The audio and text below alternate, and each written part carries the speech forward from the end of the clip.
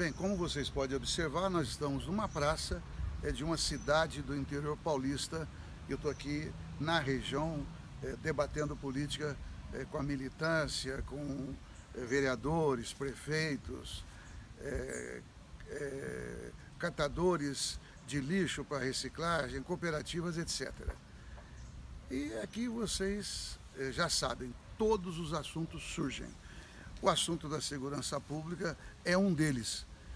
Portanto, essa intervenção no Rio de Janeiro, na minha opinião, é uma tentativa do governo federal ilegítimo se apoderar de uma pauta que, evidentemente, é de preocupação de qualquer pai, de qualquer família, de qualquer mãe, etc. Porém, em todas as pesquisas, o principal item de preocupação em qualquer cidade, em qualquer estado brasileiro, é a saúde. Por que é que o governo federal, ou o governo aqui de São Paulo, ou do Rio de Janeiro, não fazem um mutirão para melhorar o atendimento em saúde? Porque literalmente estão morrendo pessoas por falta de atendimento. Eu tenho explicado que, lamentavelmente, vai piorar, porque a partir da PEC da morte, a 247, foi aprovada a emenda constitucional 95, e que todo mundo já sabe, porém aqui a gente explica que ao limitar os investimentos, com o envelhecimento da população, aumento da população, com a inflação, enfim, vai piorar. Bem, as pessoas ficam indignadas, como eu também fico, como todos nós ficamos. Agora, voltando à intervenção no Rio de Janeiro, é bom lembrar mais uma vez as palavras do comandante do Exército, o general Eduardo Vilas Boas. Ele, no depoimento no Senado, em 2017, em junho, ele afirmou que essas ações militares são desgastantes, são inócuas e perigosas. Bom, é autoexplicativo. E ele relata que ele, assim, depois de 14 meses de ocupação militar na Maré, que ele acompanhou pessoalmente, quando o Exército saiu, uma semana depois tudo voltou ao normal. Bom, a pergunta que não pode calar é o que é que o governo federal e este, digamos, também desgoverno do Rio de Janeiro imaginam que vai ser diferente dessa vez, frente a todas as ações militares que já aconteceram. No Rio de Janeiro, em 25 anos, aconteceram 12 ações militares similares a esta, ou seja, uma a cada 2 anos. Resultado, 0.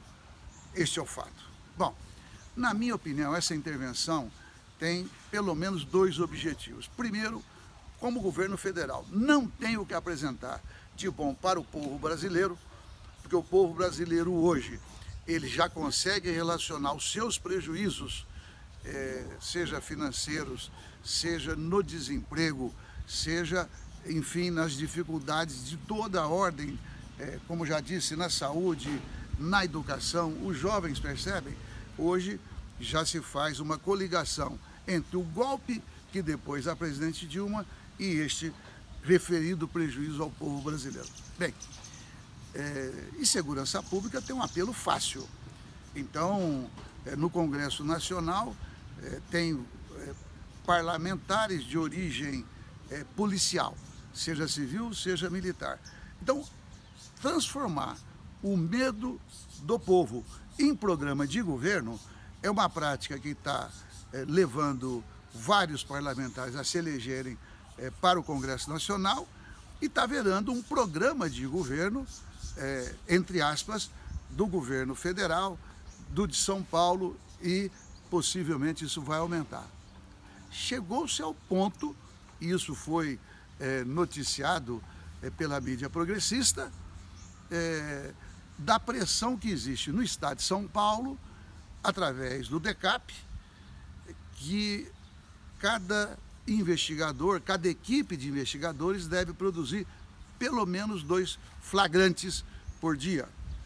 Bom, então trabalhar o medo e trabalhar a violência da ação policial, todo mundo sabe que dá votos.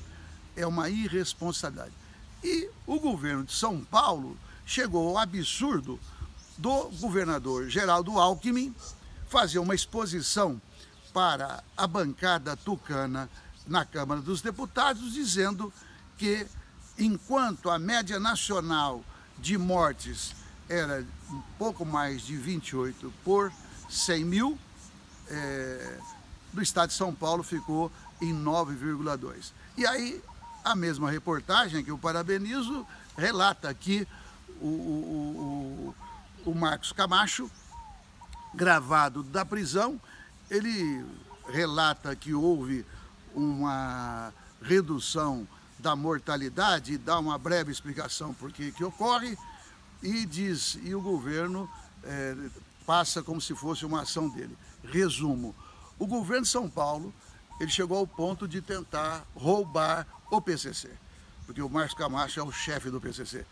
porque não há, e aí há um estudioso canadense que fala, não há nenhuma evidência de uma ação de qualquer natureza que reduzisse o crime em São Paulo, distribuído de maneira praticamente equânime em todas as regiões.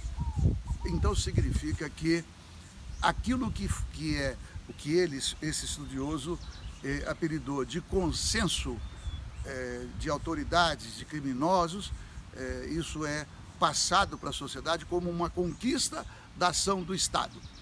Bom, então, explorar o medo para obter voto, me parece que vai ser uma constante desse próximo período, incluindo as eleições que a gente, de alguma maneira, coloca em dúvida a sua legitimidade, na medida que está em curso, né, todo esse processo contra o Lula, onde, inclusive, o juiz Moro se recusa a ouvir o Tacla Duran, e o Tacla Duran é aquele que está na Espanha, foragido, mas ele quer ser ouvido, e a defesa do Lula pediu que ele fosse ouvido e o Moro alegou que ele não vai ser ouvido porque está na Espanha. Bom, existe 1000 mecanismos de se ouvir alguém. O fato de estar em outro país não impediria. Voltando, eu queria comparar, é mais ou menos o seguinte. Na época da ditadura, a gente falava, a imprensa falava dos esbirros da ditadura. Então, os esbirros do autoritarismo de vários escalões estão de volta. E nós temos vários processos que se combinam, porque esses mesmos representantes corporativos, policiais, militares ou civis na Câmara, nós cobramos. Vocês votaram favoráveis. Eu não sei se teve alguém que votou contrário à intervenção no Rio destes representantes. Se houve, foi a exceção. Ninguém defendeu a Polícia Militar do Rio de Janeiro. Bom, porque circulava no plenário, entre deputados do Rio e fora do Rio, não, a Polícia do Rio de Janeiro é corrupta. E a diferença é essa, vai tirar o comando da polícia, vai ser do Exército e agora vai resolver. Bom, o Torquato Jardim já falou isso, né? Lá atrás. Bom, de lá para cá, que investigação tem sobre a corrupção na Polícia do Rio? Quem é que foi expulso? Quem é que foi punido? Porque dizem que tem, eu também acho que tem.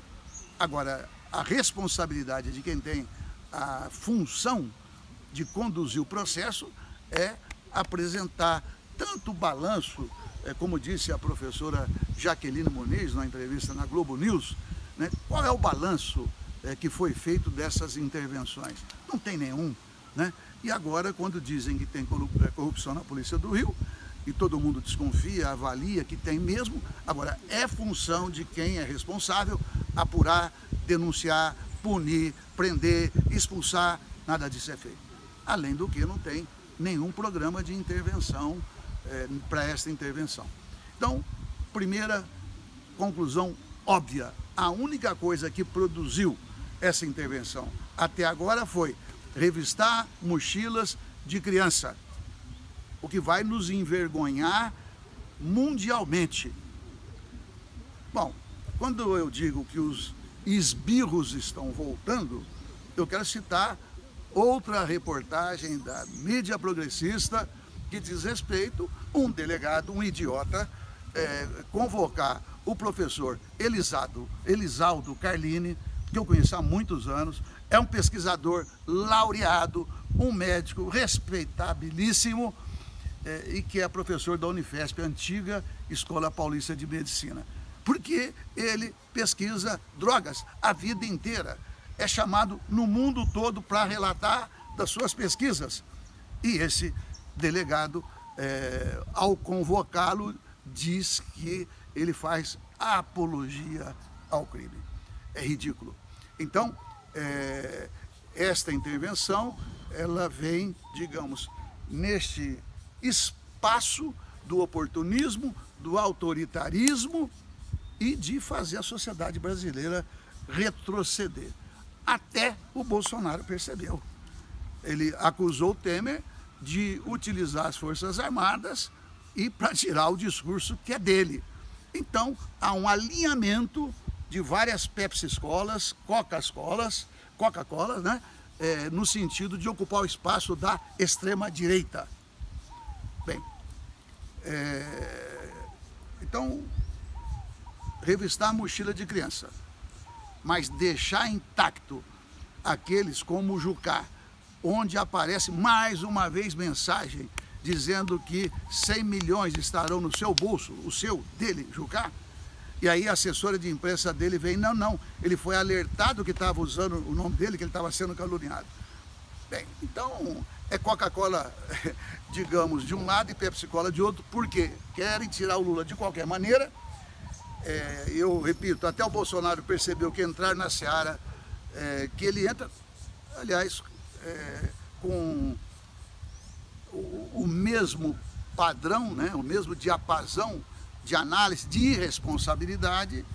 Então a disputa eleitoral vai estar eivada, digamos, da truculência, da proposta irrefletida e sempre apontando o fuzil contra o povo. Bem, se isso é um processo, há outros em andamento, que preocupam também. Eu me refiro agora a esse procedimento que a gente percebe muito nos últimos anos, na Câmara Federal especialmente, mas no Congresso, chegou ao ponto de pessoas de religiões variadas, eu não quero aqui atingir ninguém na sua fé, mas o fato é o seguinte: tem pastor, tem deputado ligado a outras igrejas que votam contra o povo, né? Assim, rotineiramente, e fazem de Deus não um orientador espiritual, não um orientador para uma política em defesa dos mais pobres, dos oprimidos. Fazem de Deus cabo eleitoral. Então, a chamada segurança pública é um eixo. Deus, de maneira absolutamente inapropriada, é utilizado para captar votos dos crédulos. E o terceiro processo é exatamente a mão dura do Estado, no sentido de tirar direitos, porque aí entra o famoso, famigerado mercado. Então, nós temos um ambiente onde, digamos, é uma violência continuada, mortes continuadas. Eu nem me referi ainda, faço agora, às mortes do trânsito. Então nós temos um Estado desorganizado, e aí eu quero repetir, porque é a ironia das ironias. O Estado tenta roubar o PCC, no caso de São Paulo, no caso do governador Alckmin. Eu confio mais nesse estudioso canadense, por óbvio, do que nessa apresentação estatística que o governador faz, mas não apresenta as suas ações, porque se de fato ele tivesse feito algo, estava na hora dele aparecer nacionalmente, que é o que ele quer, através dos flagrantes forçados, deveria aparecer apresentando para a nação brasileira qual é o seu plano que deu certo. Ele não tem, não fez, por isso não apresenta. Bem, dentro deste desafio que nós temos, é claro que nós temos que cuidar de processos mais gerais e entender esses digamos, elementos ou iniciativas que parecem ser pontuais, mas não são. Na minha opinião, ainda que essa intervenção seja desastrosa, ela foi pensada, ela foi concebida, como eu já comentei, como um projeto para explorar o medo do povo brasileiro. E claro, enganar. E claro, enganar. Então, nesse sentido, eu creio que o noticiário mais recente aponta o quê? 113 milhões na conta do Paulo Preto na Suíça. Quando a Lava Jato chegou bem perto, o dinheiro foi para as Bahamas. E aí também foi apontado pela mídia progressista, digamos, o que foi apelidado ali pela reportagem, lacunas do processo. Bom, é fantástico, é fantástico. Só falta a gente ter que filiar, digamos, é uma brincadeira, né? Já houve charge, né? Fala assim, não, Lula declarado inocente, é o Lula aparecendo com o número 45. Digamos, é uma charge, mas que simboliza uma proteção para os tucanos, que começa em São Paulo, passa por Brasília, passa pela mídia, e a gente não consegue, não é entender, a gente sabe por quê, a gente não consegue aceitar, e não podemos aceitar. Então, eu creio que é chegado o momento de nós termos um comando das forças progressistas para analisar esse quadro do país e, ao mesmo tempo, nós temos um programa aprimorado, atualizado, onde deve entrar o tema da segurança pública, porque eu creio que nós não devemos, não podemos continuar incorrendo num tipo de erro que a direita se apropriou do tema da segurança pública. Primeiro. Segundo, hoje, na minha opinião, e essa visita que eu faço em várias cidades tem demonstrado o quê? As pessoas já relacionam diretamente. Primeiro, no tempo do Lula era melhor. Segundo, percebe que a Dilma foi vítima do golpe. Se antes não percebeu, agora fica claro porque eles são os atingidos. Como nós dizíamos à época. O golpe não é contra a Dilma, o golpe é contra os pobres. E há o estudo do IPEA, recentíssimo, que prova o óbvio. Os super ricos tiveram aumento nas suas receitas em mais de 2%. Então teve um aumento real. Enquanto o resto, a pobreza de maneira geral, teve uma redução de mais de 3%. Eu creio então que quando eu digo que nós devemos através de um debate, o que eu chamo de comando, é que frente sempre me dá a sensação de algo diluído. Eu sou favorável à frente, mas é preciso ter um comando. Cada vez, digamos, funcionando de maneira mais próxima. Não significa aliança eleitoral. Nós estamos num momento onde a eleição está sob questionamento por vários aspectos. Nós temos aqui aproveitar essa virada, que na minha opinião está acontecendo entre os mais pobres, para explicar o que vem acontecendo e para extrair disso um saldo organizativo, um saldo político, um saldo de consciência e é claro que vai também refletir no aspecto eleitoral. Então, eu quero agradecer ao 247 por essa oportunidade. Quero cumprimentar o próprio 247 pelo seu papel, eu diria, insubstituível junto a outras mídias progressistas, frente a trazer notícias para todos nós, que aquilo que é dito de maneira geral, isso não sai na Globo, isso não sai na grande imprensa. E por falar na Globo, para encerrar, quando a gente homenageia a mídia progressista, é bom apontar. A Globo, como sempre, ela voltou, digamos, ao seu leito natural, que é uma equipe chapa branca, defensora da direita, organizadora, neste momento, desta intervenção.